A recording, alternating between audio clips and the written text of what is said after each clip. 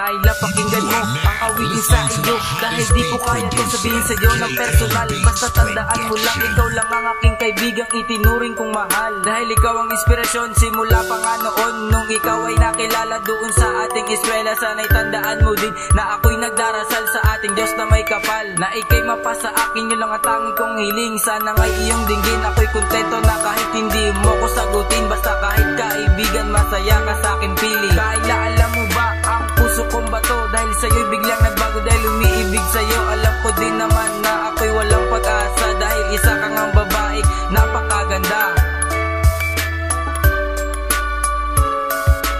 Bakit ba hindi ko pa maamin na ako ay may lihim na pagtingin sa'yo? Alam mo ba, ikaw lang aking sinta.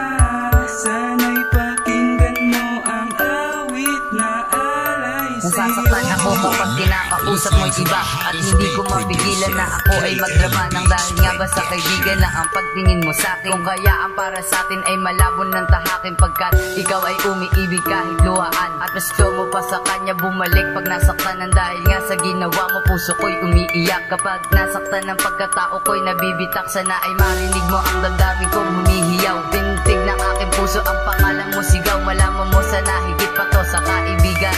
Ang turing ko sa'yo parang umabot sa tuktula. Hindi ko na mapigilan na ikaw ay mahalin. Iiwanan mo na siya at handa kang tanggapin, at ikaw na talaga ang aking mamahaling Grace. Bakit ba hindi ko pa maamin na ako ay may lihim na pagtingin sa'yo? Alam mo ba, ikaw lang aking sinta.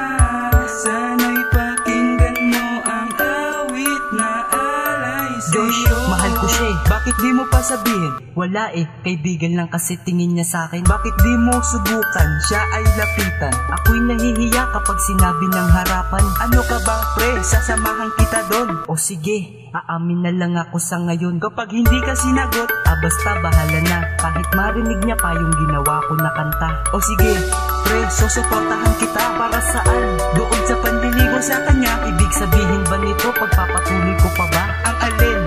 Ang panliligo sa kanya? Masakit kasi diba kapag ikaw ay umaasa kung kani-kanino pa siya sa lalaki sumasama. Kung ako sa'yo, aaminin ko na sa kanya. Bakit? Para di na mapunta siya sa iba. Bakit ba